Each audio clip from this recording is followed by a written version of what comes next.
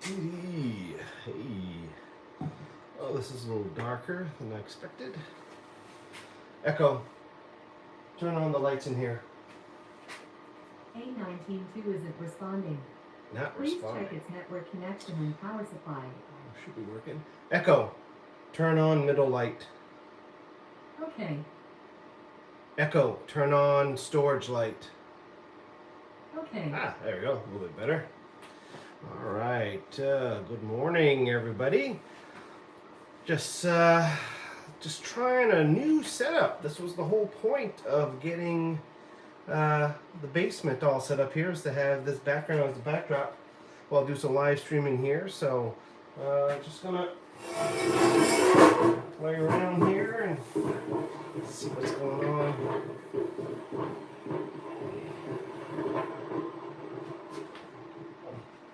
Still got a ways to go here. Oh, my thing is moving. Let's lock that in. Lock that in. Sit here. Too low.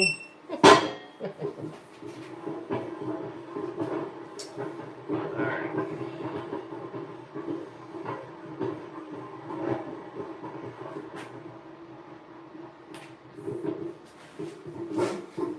How's that? Well, that's not too bad. Not too bad if I wanted to sit down. Like that. Like that. Yeah, not too bad. First time I'm trying this setup here. Gotta increase things to the seat. Yeah, not too bad. Oh, all right, what we got going on? I'll move this here over here. All right. Good morning, everyone. Just trying out a new thing. Well, new layout. But I am drinking some coffee this morning. Hope everybody's doing all right. Let me know if you hear that background noise. It's a little space heater going out. It's a little chilly here in the basement today, or in the office. -2 Celsius this morning. And yeah, we're getting ready for a nice little winter blast or a storm, weather bomb coming on the East Coast, or the Maritimes tomorrow, Monday going into Tuesday. So this was my my chance here to get a few things ready. Of course, I was starting doing the winterizing on a few things today. Or yesterday, I got my snowblower oil changed. I need to today adjust the risers, the pads there, so that we're on a gravel driveway now, so not on pavement. So I gotta up that a little bit. And today, yeah. So right now the storm is we're expecting 100-kilometer-an-hour winds, which is 60 miles an hour, and up to what 50-60 millimeters of rain, which is a lot. 50-60 millimeters, that's a couple inches. Yeah, that's gonna be a good one. So this was the excuse I needed to go and shop for a generator today. So I'll be doing that later today. We've been kind of humming and hawing as to what size of generator to get. We were looking at obviously the 3,500 watts, but then after you start doing some research, talking to a few of my friends that had a generator and went through a storm where they needed it, especially when you're kind of off the grid. We're not on city water or sewer, so we kind of do need generator with a lot of the starting amps to able to power the water pump and all this other stuff here, the well pump and all that stuff. So we're thinking around the 5,500 watt or a 60 or 6,000 watt for a generator with the starting amps a little bit higher, obviously in the 6,000s or 7,000s there. So I got an eye on one of them, so we'll see. Hopefully they'll be still there when I pick it up later today. But we'll have the generator set up. Luckily we had, when we built the house, we got wired up for a generator, so we have the hookup outside already done up, and then we have the transfer boxes all set up here. So if the power does go out during the storm, we can flip a few switches, start it up, and at least get the bare minimum going in the house, which is really just get the water going and the fridge, the main level. So that should handle a few things.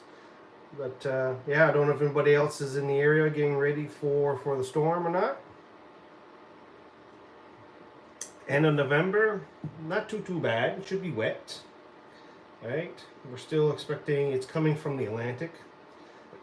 So it's not something that's coming across, so it's hard to determine, but we're going to get a little gust of a little warmer weather. So they're only saying a high of 12.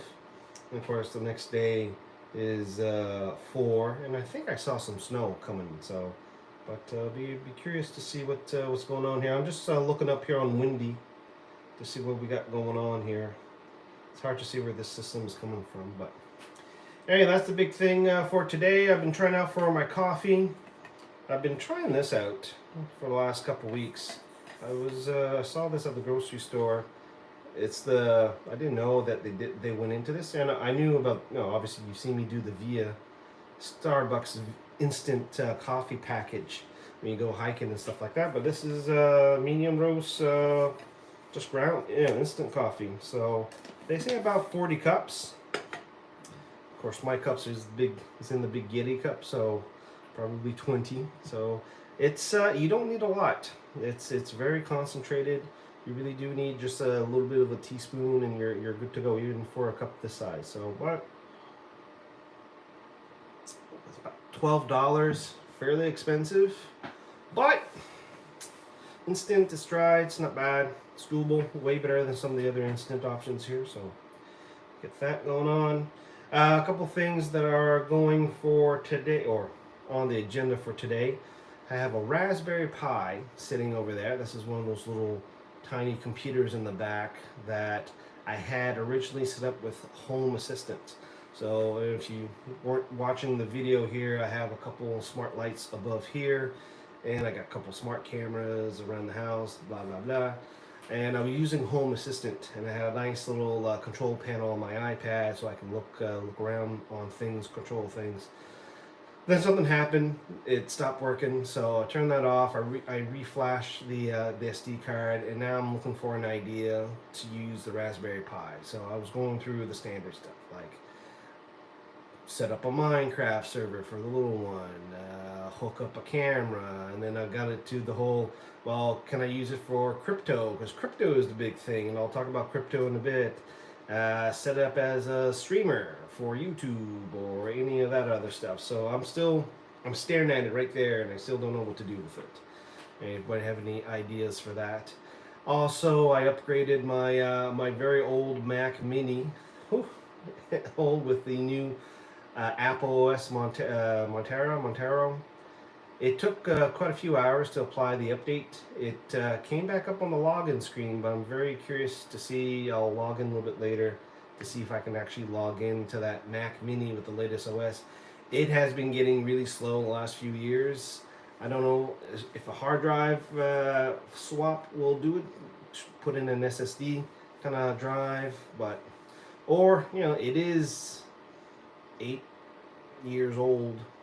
That's pretty good track record for a Mac here. But anyway, we'll see how fast or how slower it got, or I'll just bite the bullet and maybe look into getting another some sort of desktop computer. I did like the Mac Mini a lot though, because a couple things. Very small package if you look at it. Had all the ports. All you need to do, you plug in all your peripherals. So I was using whatever PC, Windows, desktops, and mice, and you plug it in.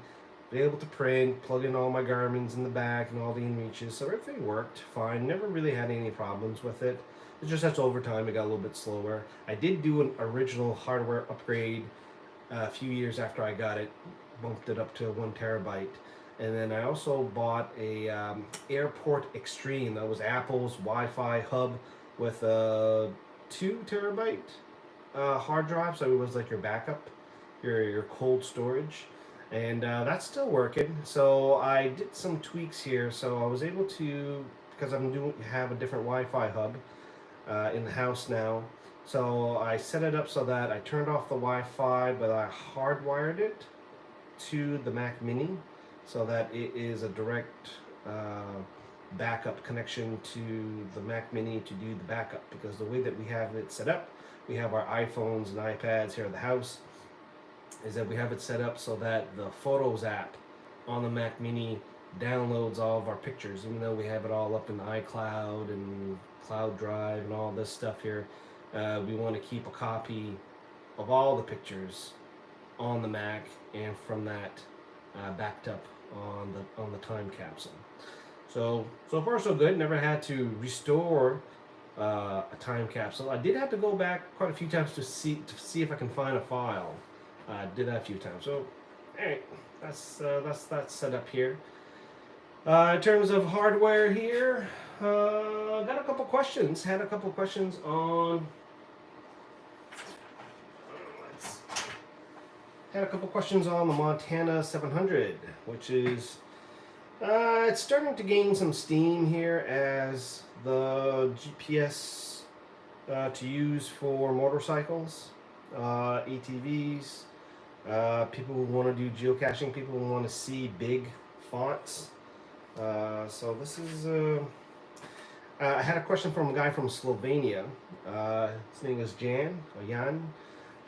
He had trouble. His map screen wasn't working anymore. So he sent me an email. He was telling me that these plus minus, after he did the firmware update, this button at the bottom, excuse me, that you can toggle between your map layers, that wasn't there anymore once he ran the update. So it's been a couple months since I ran the update. So I said, well, I haven't done the update. Let me go downstairs and do the updates and see what I can come back.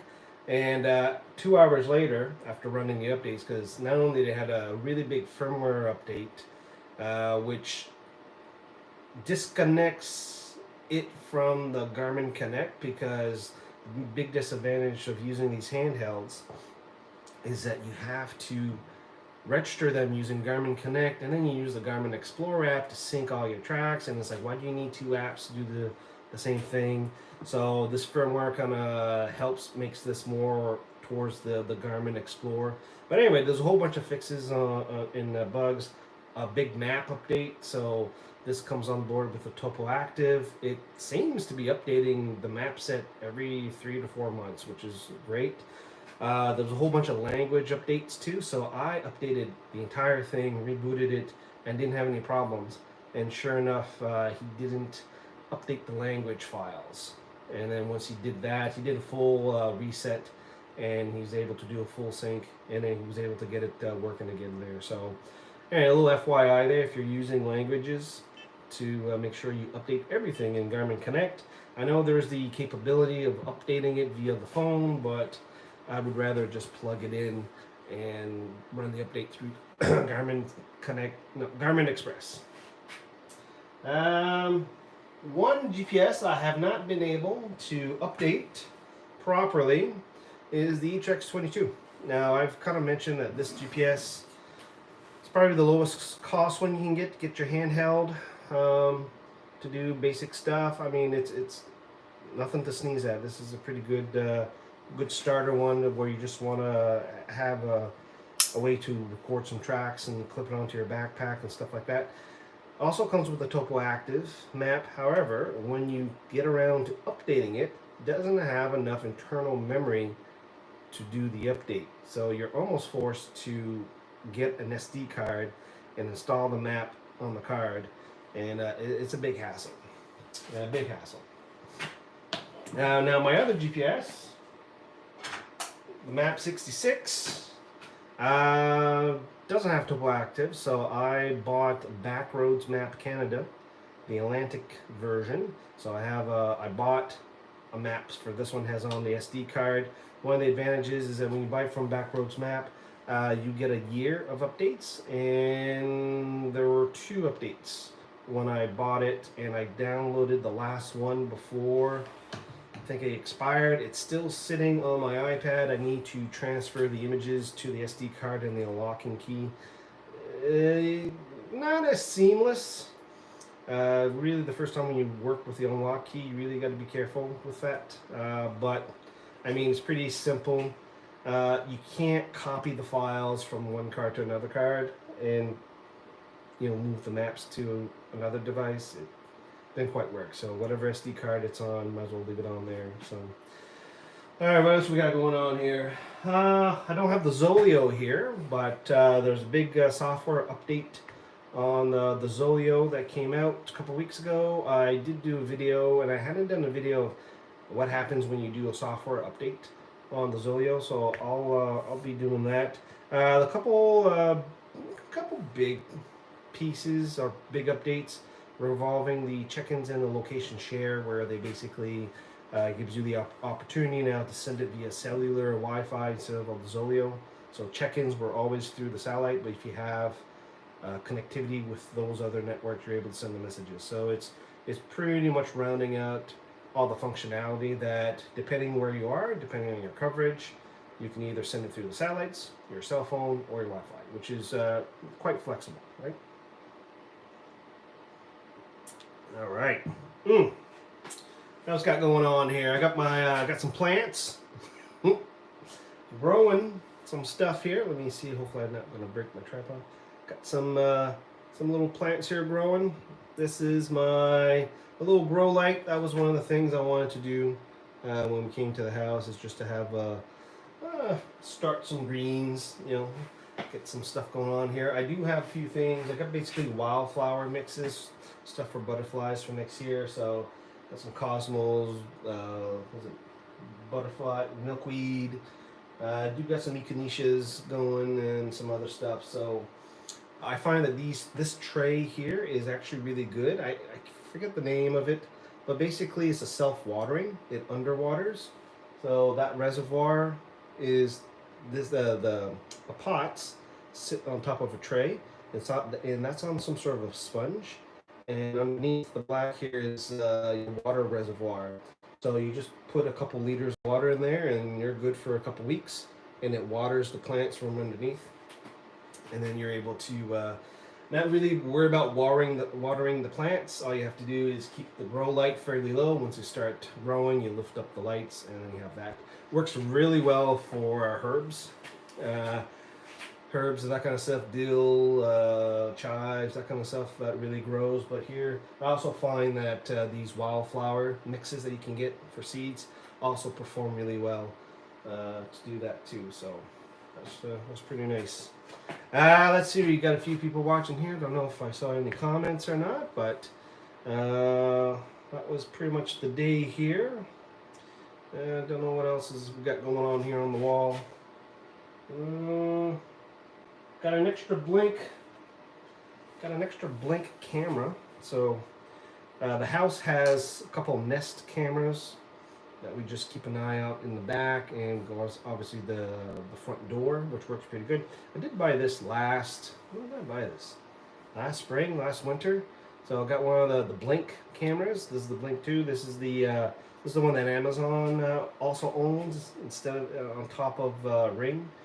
So this operates on battery, outdoor, and then you can clip it around. Not bad. I don't have any place, don't have a good spot to put it. I think I'm going to try it out as a trail cam, because this sends a little signal out to a hub or a little dongle that you plug into the wall, and then it will save the video. You have the option to save the video on a USB drive, so you can plug that in and save the videos locally.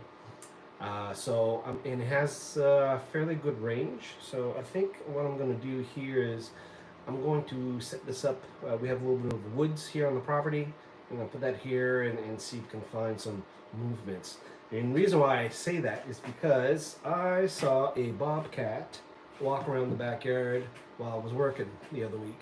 So right here, my desk is right there, right behind the camera, and I was in between a call, getting ready to get in, turn on the webcam, and my eyes was looking out the window. There's a window right there, and I see this bobcat running. Well, not running. Bobcat was just strolling across the backyard and got into some trees there. Like, I did not expect to see a bobcat in the backyard. I expect to see fox, rabbits, a deer, but not a bobcat. So, all right. So we'll stall that. And then what else we got going on here? Still waiting on the side-by-side. So I had ordered, I mentioned here, We're going to get into the power sport segment here, midlife crisis. We'll get a side-by-side, do some ATVing, riding, or in my case, bought the utility one. So anyway, I ordered it in August, and we're getting close to December. Still don't have it, so hopefully we'll get it before Christmas, but well, we'll see. Now the downside of it, I ordered it six hours away, so it's going to be quite a drive to go get it once it does come in. But all right, what else we've got going on here this morning? Was there any other comments or questions? Might as well do the Q&A. Oh, a couple other things I was trying out is I spent a couple hours yesterday. Seems like I did a lot of stuff yesterday. I decided to dive into this whole cryptocurrency NFT. Now, 10 years ago, I spent some time trying to mine Bitcoin on one of my computers, and it was like, this was a hassle. That was when it was only Bitcoin, and you could still mine it. But now, if you haven't been keeping track, man, I went through, I don't know how many YouTube videos or articles trying to get a handle of what is the landscape now for this crypto, and also for these NFTs. And the NFTs is the more interesting part for me. That is these non-fungible tokens. Basically, yeah, so I don't know. It's like everybody's going crazy with these clip arts, but it's the whole thing of creating scarcity of a digital asset. And then that got me thinking, it's like, well, I do have some digital assets. I've created, artwork, I've created ebooks, videos, pins, hats, designs, artwork. I mean, there's a whole bunch of stuff that I've done. And then it's like, well, how could I move that to NFT? Where would I put that in? And all this other stuff here. So trying to figure out a bunch of ideas, and I've been scrolling through a couple of the marketplaces where you go for that kind of stuff, and yeah, they got stuff pretty much everywhere. So I'll have to figure things out. It appears to be a place where artists really are able to sell their work and to show the providence of it. So I don't know. We'll give that a little try here. And that's why I was getting into the whole Raspberry Pi, thinking, oh, can I use it as a cold storage wallet? But whatevs. I ended up installing Coinbase on my phone and getting started that way and trying to get that figured out. So let's see here. Let's go into the comments here on the YouTube. So once in a while, I've got a little comment. I don't know about everybody's YouTube, but my YouTube had been very stable for the last couple of years.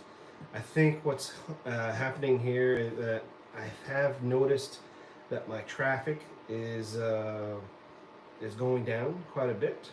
It took about 2 years, but we're essentially down 50% to where things were at. All the other metrics are stable. It's just that less views and imprints.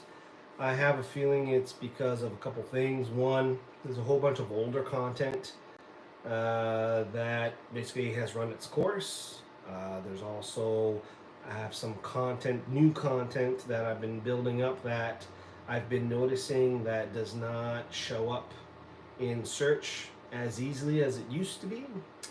I see that I do a lot of the things that YouTube tells you to and not quite matching what other people do, which is almost nothing, which really gets me into are people really scamming numbers still on YouTube or not? But it doesn't really matter. But that's why we're in the process here of trying to do a bunch of different topics. Well, a bunch of different topics. Some of the topics.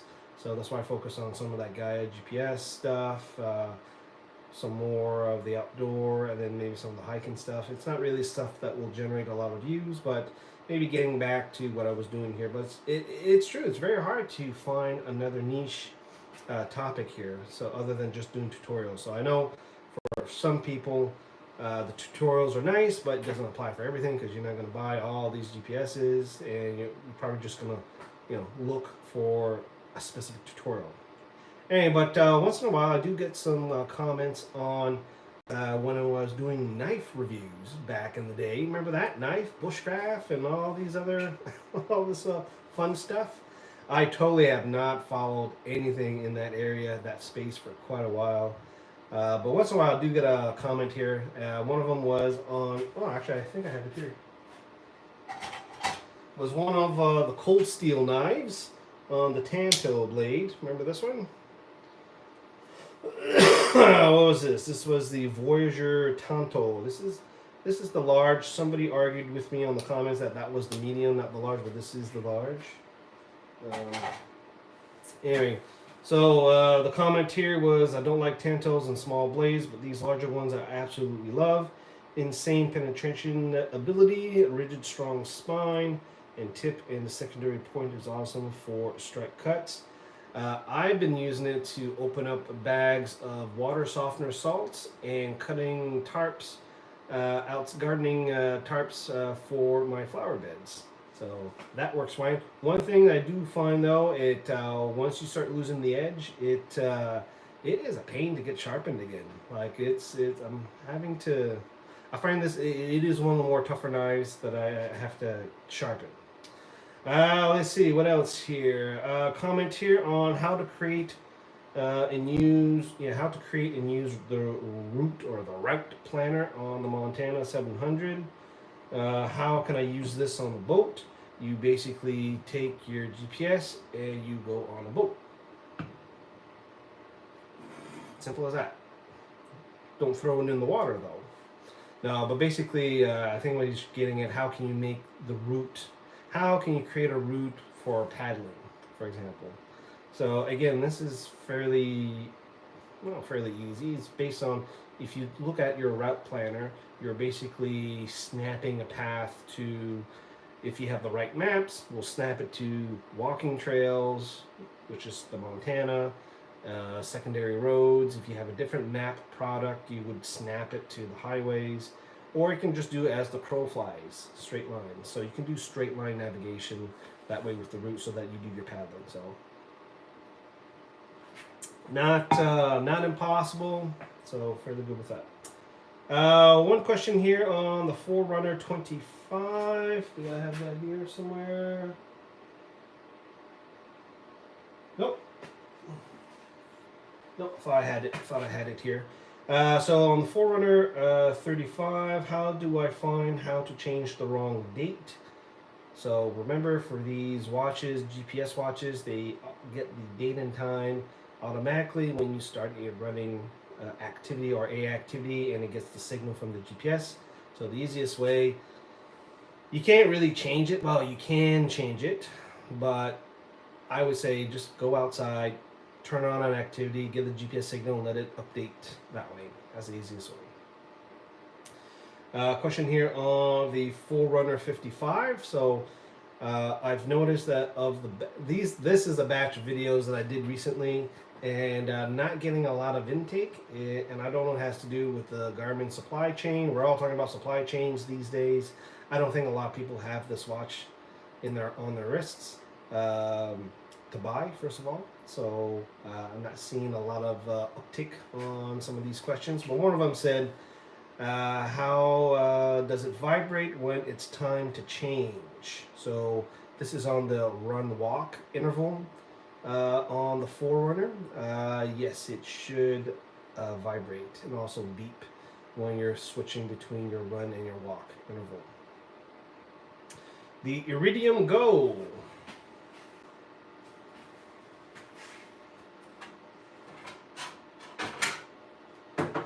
The Iridium Go, which is a Wi-Fi satellite hotspot.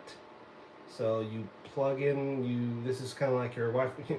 You're on a boat going to Antarctica, and you need this to, instead of a satellite phone, and you use the Iridium Go app to basically send a text and send images at 300 bits per second. Or 1200, very slow. So it says here, not allowed to update unless you're a dealer now. Yeah, that's probably why I probably had the access the app. So because it's I found it finicky. I didn't do a lot of videos on that. I should probably send it back to the folks at Road Pros because I'm not really using this anymore. Garmin Instinct, how to project a waypoint and navigate. How many waypoints can I save is the question. I believe on the Instinct you have the 10,000 waypoints that you can save on it. So it's a lot, more than one. Let's see here. Another question here on the GPS map 62 or 64. When I have the initial setup on the calibrating the compass. So when you do have the 62 ST or X, you do have the three-way or the ABC sensors, altimeter, barometer, compass. He says thanks a lot for the guidance. The Vivo Active 4, the Venu, how to change or download watch faces. Question here is, can you recommend some watch faces? Stick with the basics. Stick with the defaults, the one that Garmin sends you, because I found that, especially on the Vivo Active, the custom ones that you can get from the Connect IQ store are nice, but will also affect battery life, slow things down, and sometimes just crashes the watch. There are some, not that I've never used watch faces, I've used quite a bit, but I did find that was the drawback. And then I ended up, especially on the Vivo Active 4, just to stick with the basic one.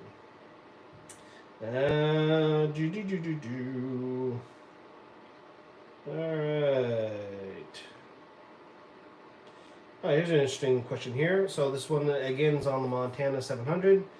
It says this is from the route planner video. How does your device work if you do a circular route from start through say 5 waypoints and back to start? I seem to be having issues with routes that do this because the start finish are exactly the same. Device thinks you have arrived as soon as you press go. That's a good question. It all depends on, I think it's the flow, right? When you do the route, it kind of assumes you're going to be going in a direction, whether or not you're going clockwise or counterclockwise. It thinks that you're leaving the start, right? You're thinking that you're doing the reverse route. So I gotta say, I haven't even tried that out in the longest time. I'll have to try that one out.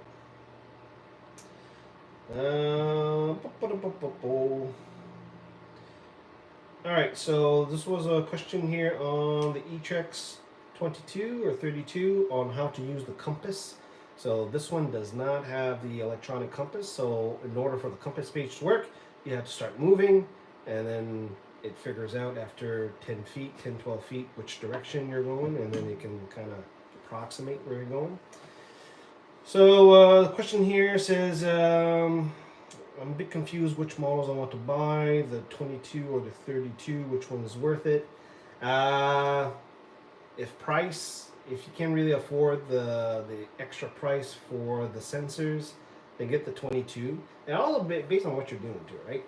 So like I said, you know, luckily with the GPSs out there, back in the day, 15 years ago, when we were doing this activity called geocaching, not all the units had sensors, right? Everybody had this same old Etrex or Legend C or Magellan's.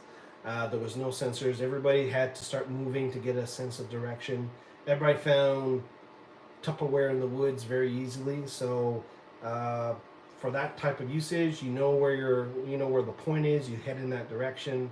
You're doing pretty good. However, based on your other activities, you may want to have the benefit of the sensors, right? If you're stationary a lot and you need to do some surveying or you need to collect some map data, field data, then maybe the sensor might be a little bit better. I forget what's the price difference between the two, but alright. What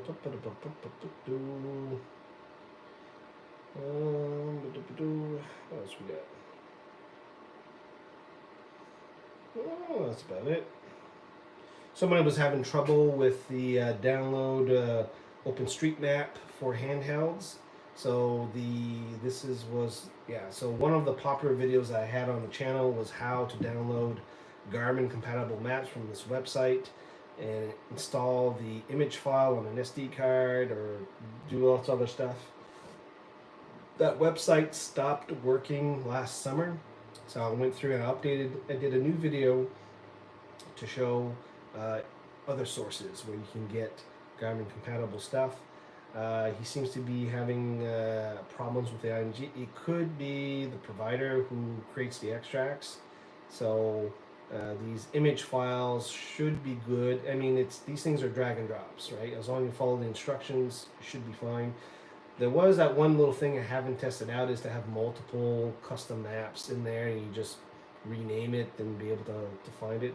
It's not something I really use a lot, but to have all these multiple maps, I'm getting very satisfied with, especially with the last couple there with the Topo Active maps, and then I'm fairly satisfied with the Backroad Maps SD product that I got to actually buy it, and the fact that I was able to get a couple updates on it. Fairly satisfied with that, but as you may have been seeing on the channel, I've been doing some Gaia GPS tutorials, and Gaia GPS is fast becoming my tool of choice for maps and to do everything that I used to do in Garmin Basecamp on the computer, to plan my routes, to collect all my waypoints and my tracks, my library of data. I starting to prefer using that because I can use it on the web, on the desktop, a little bit more robust tools, or I can use the iPhone app, I can use the iPad app, and right now if you're a Zolio user, there's a promo, second year they're doing this promo. I am a premium member for Gaia for the last couple of years anyway. It's not a very big yearly cost, but one of the main benefits is that you have access to a number of map layers you can have on your phone, download offline. You can't transfer it to the Garmin, but you can use that additional map information on your phone to do your planning. Or if you're on hike, I do this all the time. You're out hiking the trail and you're following the trail information, which is good enough, but let's say you want more of a bird's eye view, or you have something else in your head, you want to check things out, or you want a really good topo data, and you know that Gaia has a map layer that has that way better map layer. So I use that quite a bit. So I might be hiking and I'm stopping for a minute, bring up my phone, bring up Gaia, and then I actually do some planning, do some route calculations or elevation to say, geez, this hill seems awfully steep. Am I that out of shape? So it's something that you can use on top of it here. But that was the point here. But yeah, so and then I started getting into the Apple Watch app because this is what I'm carrying nowadays. I'm not carrying a Forerunner or a Phoenix or an Instinct.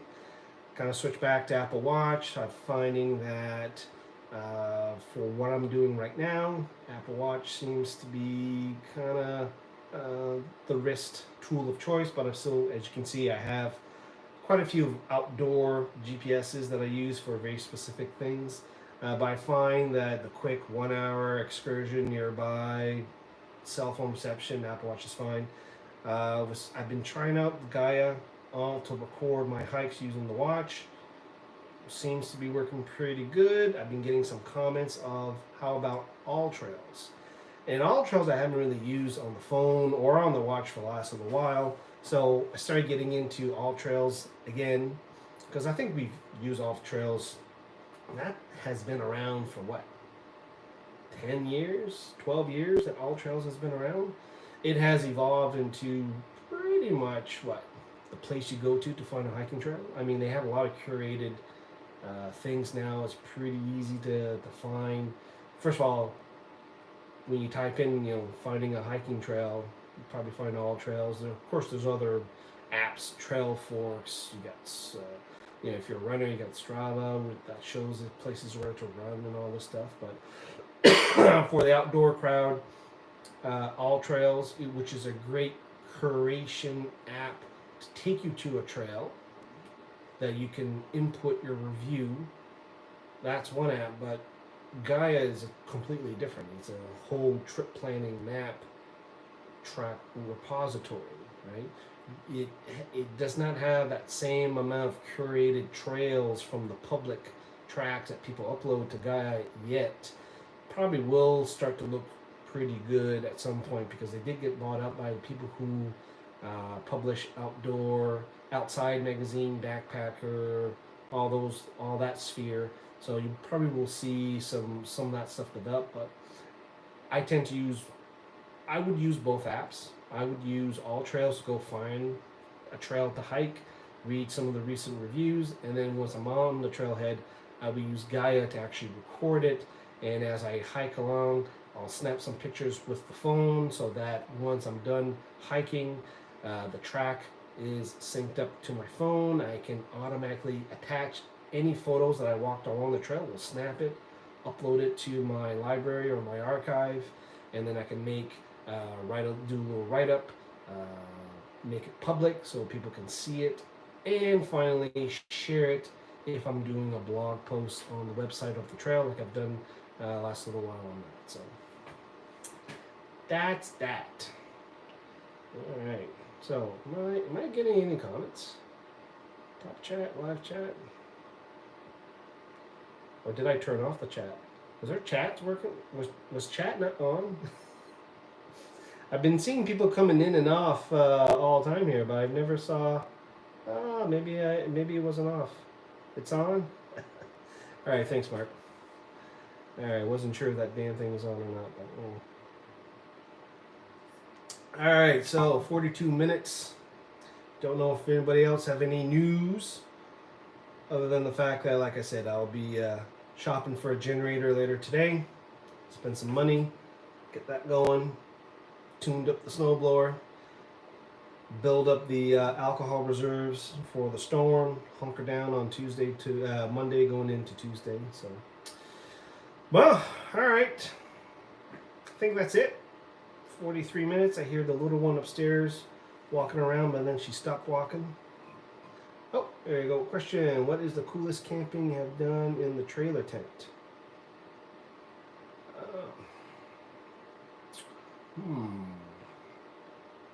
Well, let's see. Probably talking about the Kodiak trailer tent, right? The one with the truck.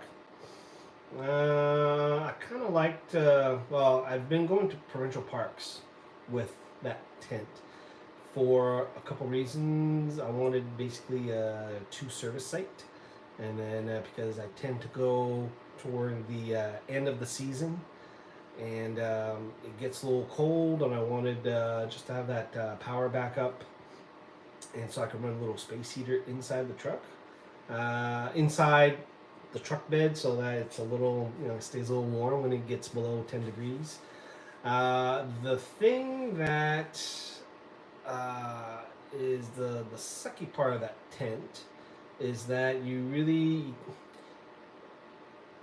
it's the rain.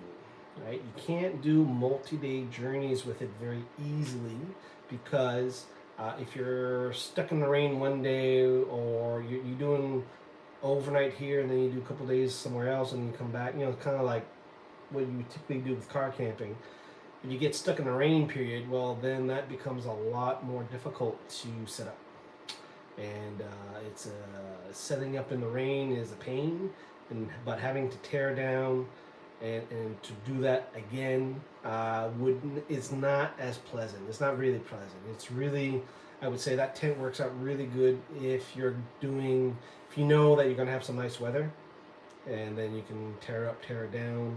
The tearing up, tearing down is a pain in the butt when you're by yourself. When you're two, it's not difficult, but I use it when I go by myself. So, but I would probably, that would be a good spot, a good thing to bring for parks where you have access to go out. So like 5 Islands, right? You can go on the beach, you have some activities, you bring your kayak with you, and you do some stuff, go to Fundy, you bring your bike, right? I went to Thomas Riddell, which was one of the last trips I did with the truck tent, brought the fat bike, and I did a day of riding, and then once I was done my riding, went down to Thomas Riddell to set up for the night and relaxed.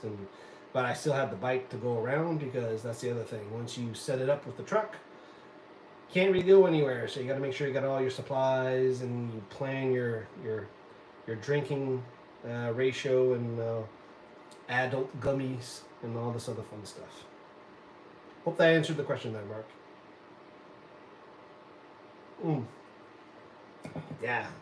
Yeah, coastal camping electric tent. All right.